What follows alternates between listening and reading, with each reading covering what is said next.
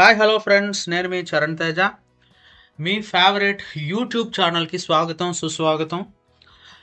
ఈ లైఫ్లో ఎంజాయ్ చేస్తూ నవ్వుతూ కొత్త విషయాలు నేర్చుకోవాలనుకుంటే ఈ ఛానల్ నీకోసమే. నేను ఈరోజు ఒక సంచలనాత్మక టాపిక్ గురించి మాట్లాడుతున్నాను. అదే మంచు మనోజ్ కుటుంబం వివాదం. ఈ గొడవ ఎందుకు మొదలైంది అసలు? ఇందులో ఉన్న రహస్యాలు ఏంటి అన్నీ ఒక్కొక్కటిగా ఈ వీడియోలో చూసేద్దాం. సో సీట్ బెల్ట్ పెట్టుకోండి. ఈ రోలర్ కోస్టర్ రైడ్ స్టార్ట్ అవుతోంది. అయితే మొదలుపెట్టే ముందు మీరు ఇంకా మన ఛానల్ని సబ్స్క్రైబ్ చేసుకోకపోతే ఇప్పుడే సబ్స్క్రైబ్ చేసుకోండి, బెల్ ఐకాన్ ప్రెస్ చేయండి. వెంటనే మీకు నోటిఫికేషన్స్ వస్తాయి. ఎందుకంటే మీకు ఇలాంటి అద్భుతమైన కంటెంట్ని మిస్ అవ్వకూడదు కదా. సో మరి ఇక టాపిక్లోకి వెళ్ళిపోదాం. ఏమాత్రం ఆలస్యం చేయకుండా. మంచు మనోజ్ తెలుగు సినిమా ఇండస్ట్రీలో ఒక ప్రముఖ నటుడు. అతని తండ్రి మోహన్ బాబు ఒక లెజెండరీ యాక్టర్, ప్రొడ్యూసర్ మరియు ఎడ్యుకేషనిస్ట్. మంచు కుటుంబం అంటే తెలుగు సినిమా అభిమానులకి ఒక గౌరవం. కానీ గత కొన్ని సంవత్సరాలుగా ఈ కుటుంబంలో జరుగుతున్న వివాదాలు అందరినీ ఆశ్చర్యపరిచాయి. ఈ వివాదం మంచు మనోజ్, అతని తండ్రి మోహన్ బాబు గారి మరియు అతని సోదరుడు విష్ణు మంచు మధ్య ఉన్న సమస్యల చుట్టూ తిరుగుతోంది. సో ఈ గొడవ ఎక్కడ మొదలైంది, అసలు ఏం జరిగింది? Let's dive in. మంచు కుటుంబం వివాదం అనేది ఒక రోజులో జరిగిన సంఘటన కాదు. ఇది సంవత్సరాలుగా కొనసాగుతున్న ఒక సంక్లిష్టమైన కథ. మొదటిసారిగా ఈ వివాదం 2023లో బయటకు వచ్చింది.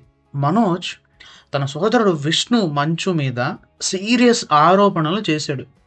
విష్ణు తమ స్టాఫ్ని చెడుగా ట్రీట్ చేశాడని, అనవసరంగా దౌర్జన్యం చేశాడని మనోజ్ ఒక వీడియో ద్వారా ఆరోపించాడు. ఈ వీడియో సోషల్ మీడియాలో వైరల్ అయింది. కానీ విష్ణు ఈ ఆరోపణల్ని తిరస్కరించాడు. ఇది ఒక రియాలిటీ షో కోసం తీసిన వీడియో అని, అందులో నిజం లేదని చెప్పాడు. అయితే ఈ సంఘటన తరువాత కుటుంబంలో ఒక చీలిక స్పష్టంగా కనిపించింది. 2023లో మనోజ్ భూమా మౌనిక గారిని వివాహం చేసుకున్నారు. ఈ వివాహం తర్వాత వివాదం మరింత తీవ్రమైపోయింది. కొందరు అభిమానులు, మీడియా ఈ వివాహం కుటుంబంలో ఉన్న సమస్యలకు ఒక కారణమని ఊహించారు. మనోజ్ మాత్రం తన భార్య మీద ఎలాంటి ఆరోపణలు వచ్చినా వాటిని తీవ్రంగా ఖండించారు. నా భార్యని, పిల్లల్ని ఈ వివాదంలోకి లాగడం నాకు బాధ కలిగిస్తోంది. నేను ఆస్తి కోసం లేదా డబ్బు కోసం ఈ పోరాటం చేయడం లేదు అని మనోజ్ ఒక ఇంటర్వ్యూలో చెప్పారు. 2024 డిసెంబర్లో ఈ వివాదం మరో మలుపు తిరిగింది. మోహన్ బాబు తన కుమారుడు మనోజ్, అతని భార్య మౌనిక మీద పోలీస్ కంప్లైంట్ ఫైల్ చేశారు. తనకి ప్రాణహాని ఉందని, మనోజ్ వల్ల తన ఆస్తులకు రక్షణ లేదని ఆయన ఆరోపించారు.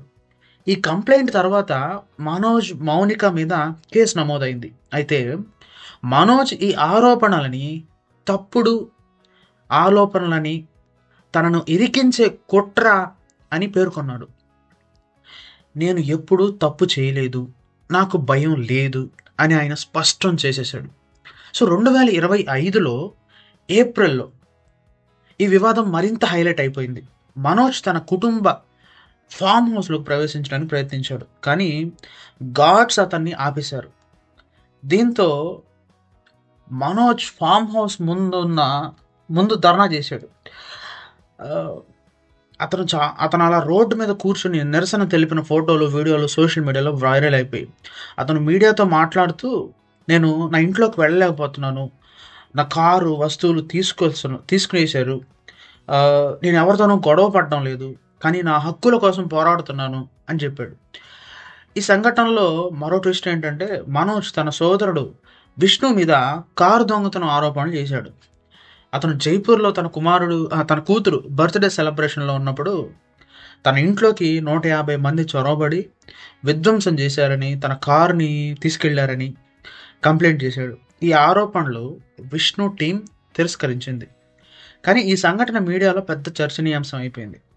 ఈ వివాదం మనోజ్ తన తల్లి నిర్మలాదేవి గారు, సోదరి లక్ష్మి మంచు గారి గురించి కూడా మాట్లాడాడు.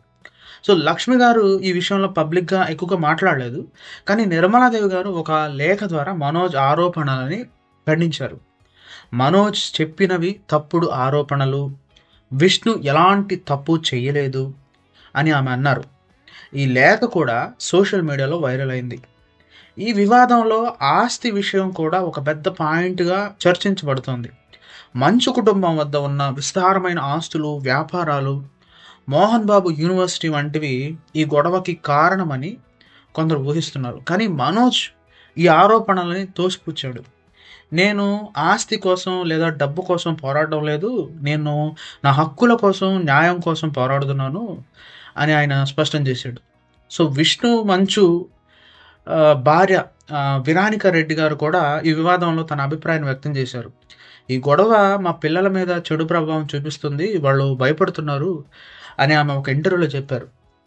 సో, ఈ విషయం అభిమానులను కూడా కలిసివేసింది. సో, ఎందుకంటే ఈ వివాదం ఇప్పుడు వ్యక్తిగత స్థాయిని దాటి కుటుంబంలోని చిన్న పిల్లలను కూడా ప్రభావితం చేస్తుంది. మరో ఆసక్తికరమైన విషయం ఏంటంటే మనోజ్ తన ఫైట్ కేవలం కుటుంబ సభ్యుల గురించి మాత్రమే కాదని, మోహన్ బాబు యూనివర్సిటీలో జరుగుతున్న కొన్ని అన్యాయాల గురించి కూడా అని చెప్పారు.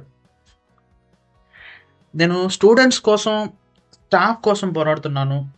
వాళ్ళ మీద జరుగుతున్న అన్యాయాన్ని ఎదురిస్తున్నాను అని ఆయన అన్నారు. ఈ కమెంట్స్ మీడియాలో చాలా చర్చనీయాంశమయ్యాయి. ఈ వివాదంలో పోలీసులు కూడా ఇన్వాల్వ్ అయ్యారు. రాచకొండ పోలీస్ కమిషనర్ గారు ఈ కేసును విచారించారు. మనోజ్, విష్ణు ఇద్దరూ పోలీస్ స్టేషన్లో హాజరయ్యారు. అయితే ఈ విచారణలో ఇంకా ఎలాంటి స్పష్టమైన రిజల్ట్ రాలేదు. పైగా ఈ కేసులు మరింత క్లిష్టంగా మారుతున్నాయి. ఇప్పుడు మనం ఈ వివాదం యొక్క తాజా అప్డేట్కి వస్తే 2025 ఏప్రిల్లో మనోజ్ మరోసారి హెడ్లైన్స్లోకి వచ్చాడు. అతను తన ఇంట్లోకి ప్రవేశించడానికి ప్రయత్నించినప్పుడు గార్డ్స్ అతన్ని ఆపడంతో అతను రోడ్డు మీద ధర్నా చేశాడు. ఈ సంఘటన అతని అభిమానుల్ని కలిసివేసింది. చాలామంది సోషల్ మీడియాలో మనోజ్కి సపోర్ట్ చేస్తూ పోస్టులు పెట్టారు. అయితే మరికొందరు వివాదం ఇంకా ఎందుకు సాల్వ్ కాలేదని ప్రశ్నిస్తున్నారు. ఈ వివాదం గురించి అభిమానుల అభిప్రాయాలు కూడా విభిన్నంగా ఉన్నాయి. కొందరు మనోజ్ని సపోర్ట్ చేస్తూ అతను న్యాయం కోసం పోరాడుతున్నాడు అని అంటున్నారు. మరికొందరు ఏమంటే ఇది కుటుంబ సమస్య, దీన్ని పబ్లిక్గా ఎందుకు తీసుకొస్తున్నారు అని అడుగుతున్నారు. ఈ సోషల్ మీడియాలో ఈ టాపిక్ గురించి రోజు కొత్త పోస్టులు, కామెంట్స్లు వస్తూనే ఉన్నాయి. ఈ వివాదం ఇప్పటి వరకు సాల్వ్ కాకపోవడం వల్ల మంచు కుటుంబం మీద అభిమానుల్లో కొంత నిరాశ కూడా కనిపిస్తుంది. మోహన్ బాబు లాంటి లెజెండరీ యాక్టర్ కుటుంబంలో ఇలాంటి గొడవలు జరగడం చాలామందికి బాధ కలిగిస్తుంది. అయితే ఈ వివాదం అంటే ఈ వివాదం ఎలా ముగుస్తుంది, మనోజ్, విష్ణు, మోహన్ బాబు గారు, సో వీళ్ళ మధ్య సమస్యలు సాల్వ్ అవుతాయా, లేక ఇంకా కొత్త ట్విస్టులు వస్తాయా అనేది టైం మాత్రమే చెప్పగలదు. ఫ్రెండ్స్, ఇది ఈరోజు మనోజ్ కుటుంబం వివాదం గురించి పూర్తి కథ. ఈ విషయంలో మీ అభిప్రాయం ఏంటి? మనోజ్ సరైన పని చేస్తున్నాడా, లేక ఈ గొడవని కుటుంబంలోనే సాల్వ్ చేసుకోవాలా? మీ కమెంట్స్లో తప్పకుండా తెలియజేయండి. మీ ఫీడ్బ్యాక్ మనకు చాలా అవసరం. నేను ఖచ్చితంగా ప్రతి ఒక్క కామెంట్ చదువుతాను, చూస్తాను. ఈ వీడియో మీకు నచ్చితే లైక్ చేయండి, మీ ఫ్రెండ్స్తో షేర్ చేయండి. మన ఛానల్ని ఇంకా సబ్స్క్రైబ్ చేయకపోతే ఖచ్చితంగా సబ్స్క్రైబ్ చేసుకోండి. ఎందుకంటే ఇలాంటి ఇంట్రెస్టింగ్ కంటెంట్లు మీకు రెగ్యులర్గా డైలీ ఒక 2 వీడియోస్. సో నేను ఖచ్చితంగా 2 వీడియోస్ డైలీ పెడతాను. నెక్స్ట్ వీడియోలో మరో అద్భుతమైన టాపిక్తో నేను ముందుకు వస్తాను. అప్పటి వరకు stay tuned, stay happy, stay safe. Bye bye.